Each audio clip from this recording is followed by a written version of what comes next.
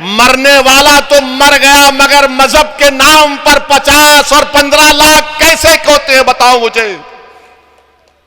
बोलो जो कांग्रेस की तायीद करते हैं, सदियों से कर रहे, खानदान खानदान के कर रहे हैं, बताओ ये कौन सा इंसाफ है।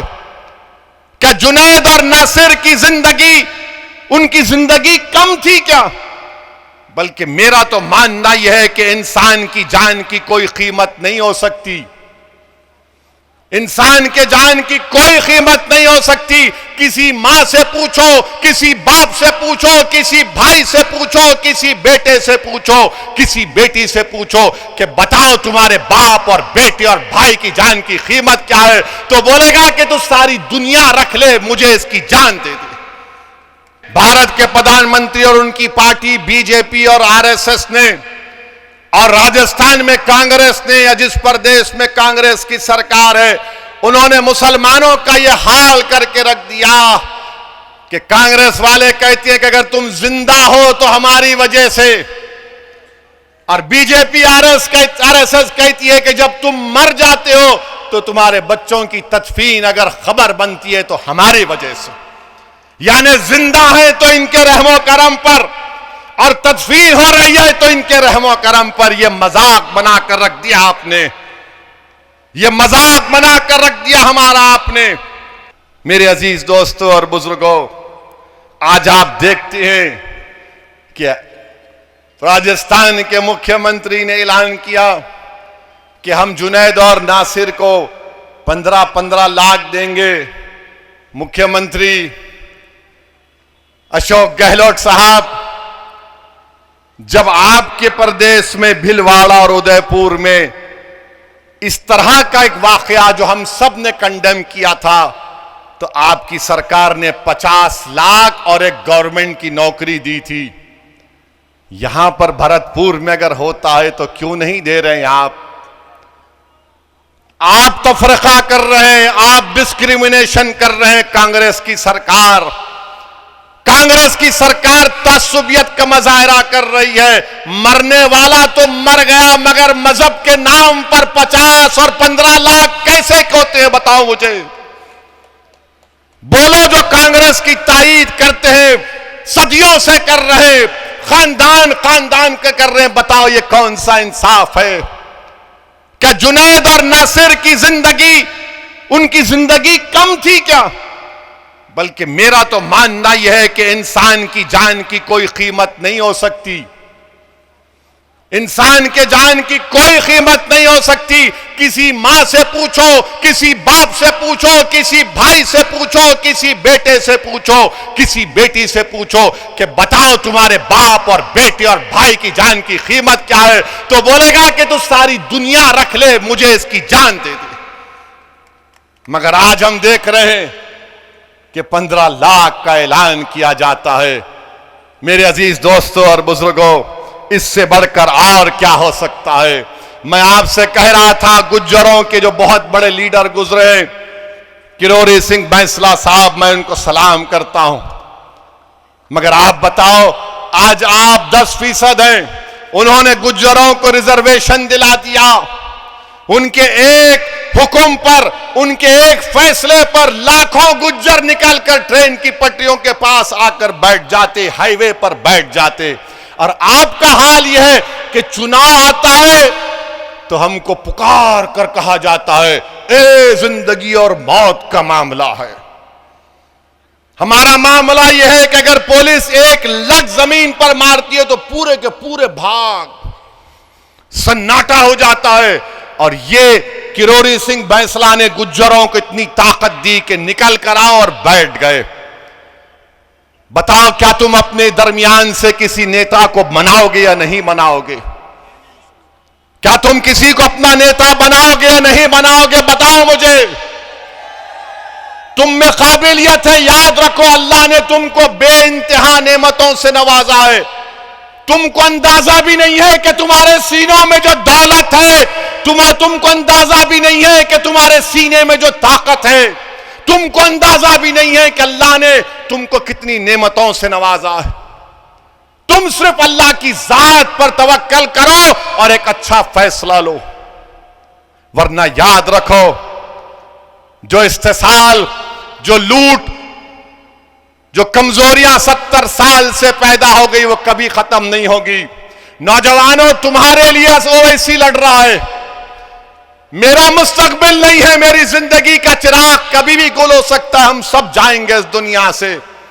नौजवानों, तुम्हारे लिए लड़ाई लड़ रहे हैं, बेटियों तुम्हारे लिए लड़ाई लड़ रहे हैं। तुमको इसमें साथ देना पड़ेगा, अपने घर वालों को मनाना पड़ेगा।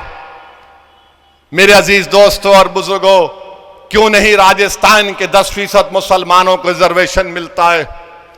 क्यों नहीं दिया जाता बताओ आप?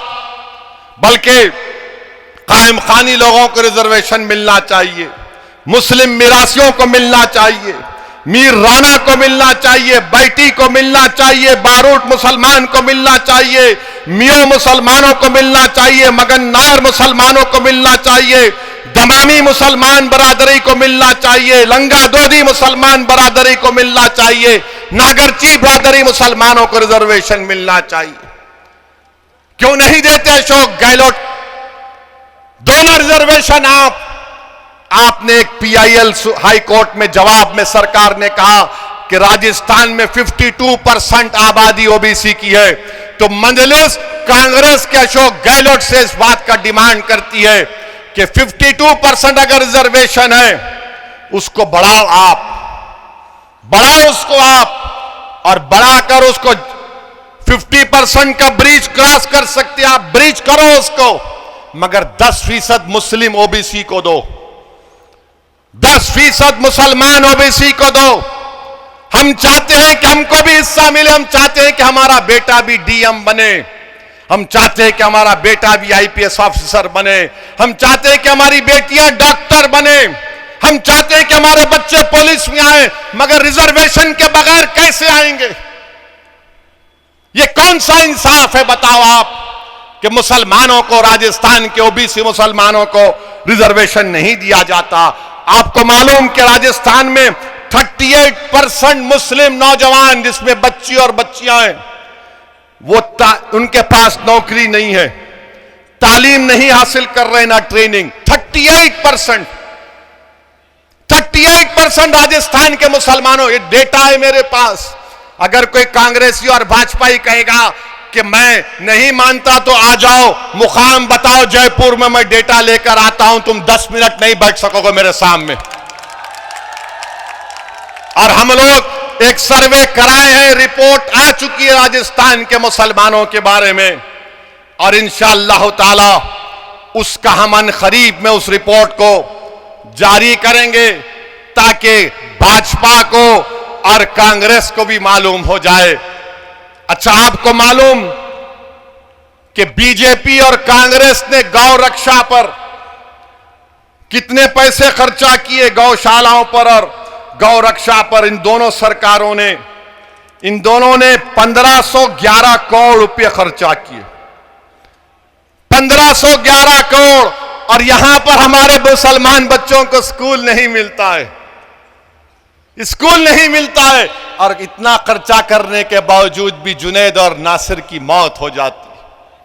मेरे अजीज दोस्तों और बुजुर्गों, ये आपको उठना है, और हम भारत के प्रधानमंत्री के बारे में बोले बगैर अपना भाषण खत्म नहीं कर सकते। मित्रों के बारे में तो बोलना ही पड़ेगा। आज भारत में, राजस्थान में, देश के प्रदेश में भारत के प्रधानमंत्री और उनकी पार्टी बीजेपी और आरएसएस ने, और राजस्थान में कांग्रेस ने, या जिस प्रदेश में कांग्रेस की सरकार है, उन्होंने मुसलमानों का यह हाल करके रख दिया कि कांग्रेस वाले कहते हैं कि अगर तुम जिंदा हो तो हमारी वजह से, और बीजेपी आरएसएस कहती है कि जब तुम मर जाते हो तो तुम्हारे बच्चों की तदफीन अगर खबर बनती है तो हमारी वजह से। यानी जिंदा है तो इनके रहमो करम पर, और तदफीन हो रही है तो इनके रहमो करम पर। यह मजाक बनाकर रख दिया आपने, यह मजाक बनाकर रख दिया हमारा आपने। यही अशोक गहलोत है, पूछिए इनसे कि गुजरात को आए थे, एक बापू नगर विधानसभा में मंदलिस का एक कैंडिडेट था, रात के 12 बजे अशोक गहलोत उसको बुलाते, वो बेईमान निकला, उसने अपना ईमान बेच दिया 20-25 लाख पर। तो अशोक गहलोत नाइट सूट में उसको खंडवा पिला रहे हैं। और नतीजा क्या निकला? अशोक गहलोत ने खंडवा पिलाया, मगर अल्लाह ने उसको रुसवा किया। वो हार गया। कांग्रेस का कोई पटेल था, हार गया।